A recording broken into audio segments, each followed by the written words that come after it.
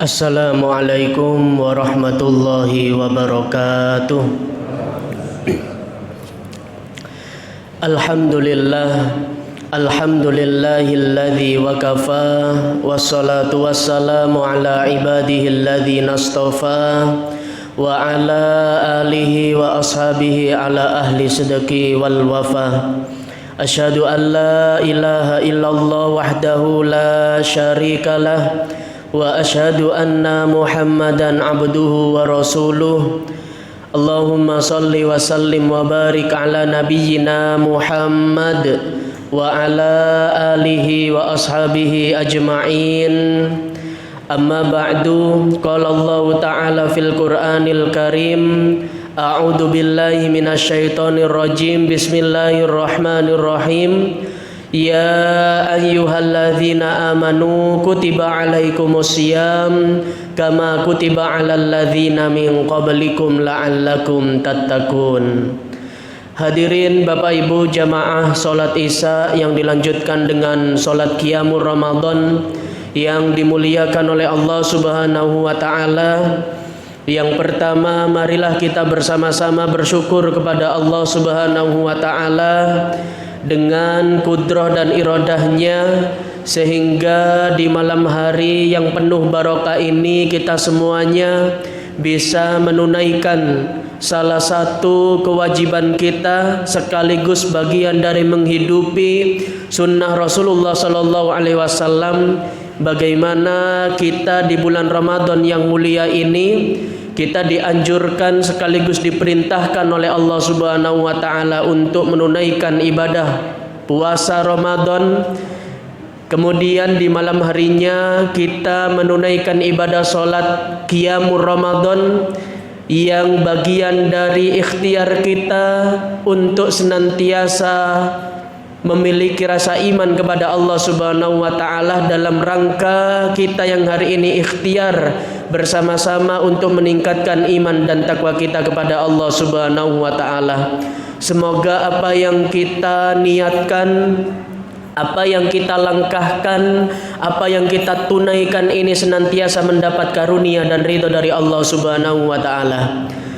Kemudian yang kedua, salat serta salam semoga senantiasa terlimpah curahkan kepada junjungan kita Nabiullah Nabi Muhammad sallallahu alaihi wasallam, kepada keluarganya, para sahabat-sahabatnya serta kaum mukminin dan mukminat yang senantiasa taat dan patuh kepadanya.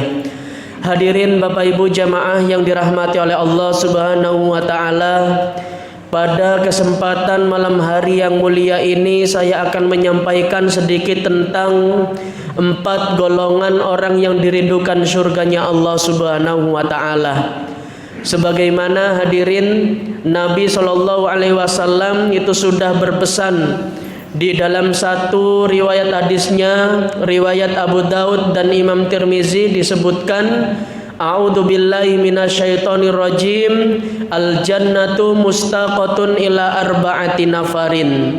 Kata Nabi sallallahu alaihi wasallam, surga itu merindukan kepada 4 golongan. Yang pertama adalah talil Quran, orang-orang yang senantiasa membaca Al-Quran, orang-orang yang senantiasa meluangkan waktunya untuk berinteraksi dengan Al-Quran. Inilah Bapak Ibu rahimakumullah yang harus kita kerjakan mumpung masih di awal Ramadan ini. Bersama-sama kita luangkan waktu untuk membaca Al-Quran, bersama-sama kita mentadaburi isi Al-Quran.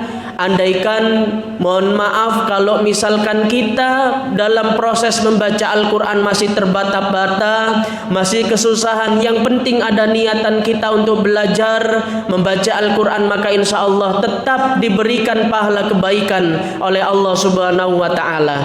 Bahkan ketika kita mendengarkan saja masih dapat kebaikan dari Allah Subhanahu wa ta'ala. Apalagi di bulan Ramadan yang mulia ini, Allah menurunkan Al-Quran pada bulan Ramadan yang mulia ini. Maka marilah kita bersama-sama untuk membaca Al-Quranul Karim dalam rangka kita senantiasa ingat kepada Allah Subhanahu wa ta'ala, dan bersama-sama kita mentadaburi isi daripada Al-Quran. Kemudian golongan yang kedua adalah wahafidil lisan, orang-orang yang senantiasa menjaga lisannya. Maka dari itu Bapak Ibu rahimakumullah, termasuk saya ya, jangan sampai kita sudah menunaikan ibadah puasa Ramadan tetapi mohon maaf ya, misalkan pembicaraan kita masih suka menggibah, masih suka menyakiti perasaan hati orang lain.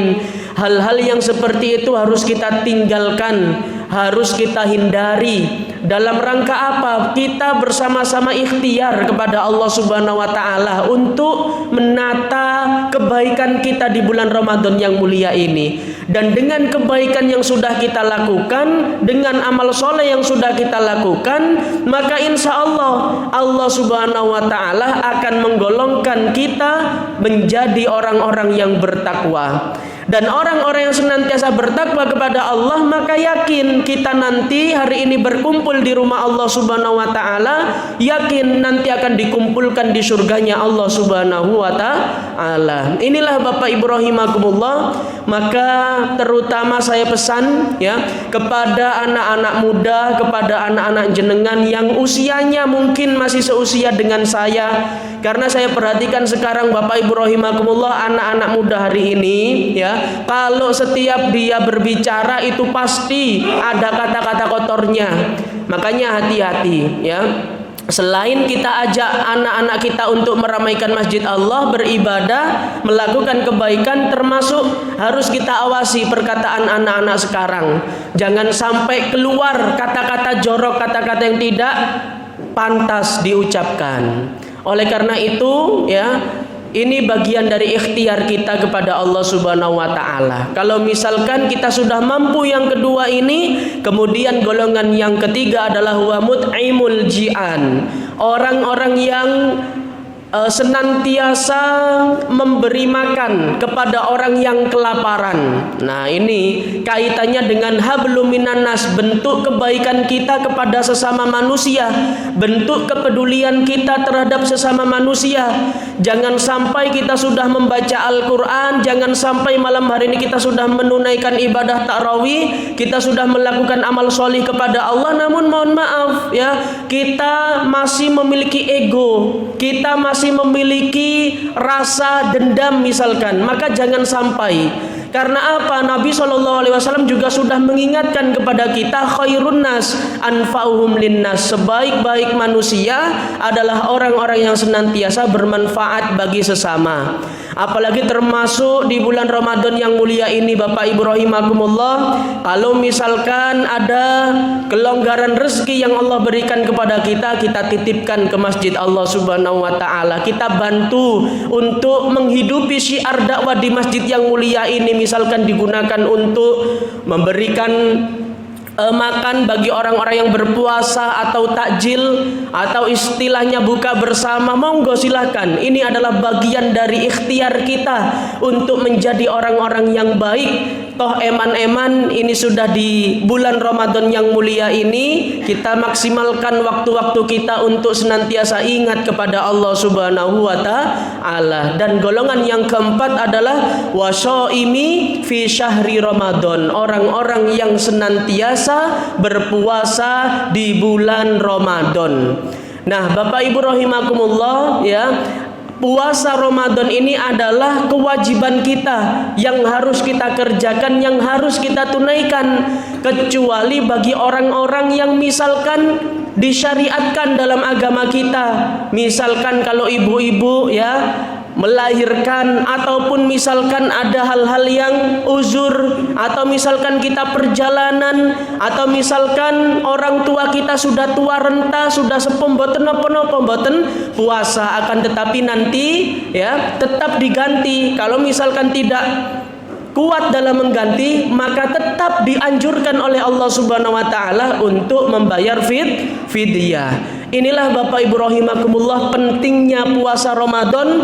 Dan saya sudah yakin para mubalik ya, para ustadz, para kiai sudah menyampaikan terkait dari keutamaan dan fadilah puasa Ramadan di bulan suci yang mulia ini. Akan tetapi saya juga pesan kepada panjenengan semuanya, anak-anake jangan sampai dibiarkan begitu saja ya. Jangan sampai anak-anak kita sahur nanti pagi ikut sahur kali tiang sepahe, akan tetapi nanti ya menjelang siang mau sore, nah ini misalkan dia keluar rumah kok moro-moro batalaken posone, nggih bahaya. Makanya hati-hati, tetap diawasi anak-anak kita Bapak Ibu rahimakumullah ya. Selain kita beramal sholih, selain kita melakukan kebaikan kepada Allah, kita juga ada tugas untuk senantiasa membimbing anak-anak kita, mengawasi anak-anak kita, dan di bulan Ramadan yang mulia ini bersama-sama kita didik diri kita dan keluarga kita agar terhindar dari siksa api neraka. Inilah Bapak Ibu rahimakumullah sedikit pesan dari Rasulullah Sallallahu Alaihi Wasallam yang saya sampaikan melalui hadis riwayat Abu Daud dan Imam Tirmizi ini.